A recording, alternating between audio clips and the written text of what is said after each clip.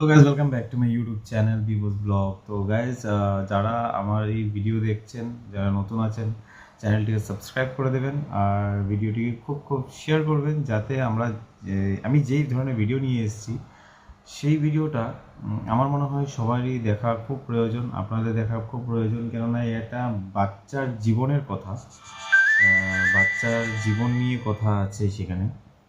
তো সময় বেশি নষ্ট না করে আমি ডাইরেক্ট সরাসরি পয়েন্টে চলে আসি। আজকে আমি যেহেতু ট্রেনে জার্নি করে আসছিলাম, তখন আমার সিটের সম্মুখে আরেকটি সিট ছিল। সেই সিটে একটি ছোট্ট বাচ্চা ছেলে, তার বয়স খুব বেশি 12 থেকে 13 বছর বয়স হবে। সে নেশাগ্রস্ত ছিল, এমনভাবে এক ধরনের নেশা করছিল, মানে আমি অবাক হয়ে গেছি। যখন 12 থেকে 13 বছর বয়স যখন আমার ছিল, তখন আমরা এই ধরনের নেশা কি কোনোদিন দেখিনি। আর এই ধরনের যদিও দেখেছি, তার থেকে হয়তো অনেক দূরেই থাকতাম। কিন্তু আজকাল যেই জেনারেশনটা দেখা যাচ্ছে, যে আপকামিং জেনারেশনটা কোথা থেকে কোথায় পেয়ে যাচ্ছে, মানে এতটা অ্যাডভান্স, এতই কি অ্যাডভান্স, যেটা মানে জীবনের কোনো ধরনের মানে চিন্তা নেই যে আমার জীবনে এই নেশা করা ভালো। কেমন নেশা করা ভালো আপনারা এটা জানে রাখুন। নেশা করেন, আমি চাই নেশা হোক। কী ধরনের নেশা হবে? গান শেখার নেশা, আর্ট করার নেশা, ক্রিকেট খেলার নেশা, এই ধরনের নেশা হওয়া ভালো। কিন্তু যেই ধরনের নেশা আমি দেখেছি, অথচ আপনারা এখন দেখতেই পারবেন এই ধরনের নেশাটা, মানে কি বলবো আমি, যাদের প্যারেন্টসরা, আমি সবাইকে এটাই রিকোয়েস্ট করব যে আপনারা নিজের সন্তানকে একটু গাইড করে রাখবেন, যাতে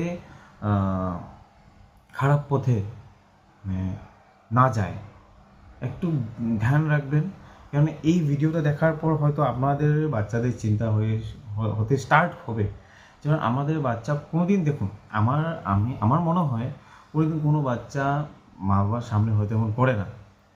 কিন্তু আমাদের দায়িত্ব যে আমার ছেলে, আমার মেয়ে, আমার সন্তান কি করছে একটু যাচাই করা উচিত। কেননা আজকালের যে জেনারেশনটা অনেকটা অ্যাডভান্স হয়ে গেছে, এত অ্যাডভান্স যে মানে বলার বাইরে। তো আমি সময় নিচ্ছি না, আর আপনারা ডাইরেক্ট ভিডিওটি দেখুন, তাহলে বুঝতে পারবেন ছেলেটা কি নেশা করছে আর এই প্রজন্মটা কোথায় যাচ্ছে। তো চলুন ভিডিওটা দেখে নিই। তুমি ওরা খাচ্ছ তো বকাইতে পারবো না। তুমি কি ওদের দাদা? কে তুমি ওদের? হ্যাঁ? তো বন্ধুরা, আপনারা দেখেছেন কিভাবে সেই বাচ্চাটি গুটকা, বুঝতেই পেরেছেন কি খাচ্ছে, গুটকাই খাচ্ছে। তো গুটকাটিকে কিভাবে মিলাচ্ছিল। তো আমার মনে হয় আপনারা যারা প্যারেন্টস, মাতা পিতা, আপনারা একটু ধ্যান রাখবেন বাচ্চাদেরকে। এই সময়ে যদি এই ধরনের নেশাগ্রস্ত হয়ে যায় তাহলে কিন্তু খুব বিপদ। আর এই জেনারেশনটা ছোট থেকে যা শিখবে তাই নিজের জীবনে চরিত্রগত করে উঠবে। তো আপনারা একটু ধ্যান রাখবেন যাতে বাচ্চারা নষ্ট হয়ে না যায়। আর এই ধরনের থেকে অনেকটা দূরে থাকা ভালো, নিজের শরীরের পক্ষে ভালো। আমাদের যেই পরিস্থিতি আসছে, সেই পরিস্থিতি থেকে বাঁচতে হলে আমাদের একটু জাগ্রত হতে হবে, আপনাদের জাগ্রত হতে হবে, আমাদের সবাইকে জাগ্রত হতে হবে। আপনারা একটু ধ্যান রাখবেন। আর যদি কারো চোখে এই ধরনের বাচ্চারা গুটখা বা বিড়ি সিগারেট নেশাগ্রস্ত যা যা সেবন করছেন, তাহলে তৎক্ষণাৎ তাদেরকে বাধা দেওয়া। আপনারা থামবেন না, বাধা দেবেন, যাতে বাচ্চারা এটা থেকে দূরে থাকে।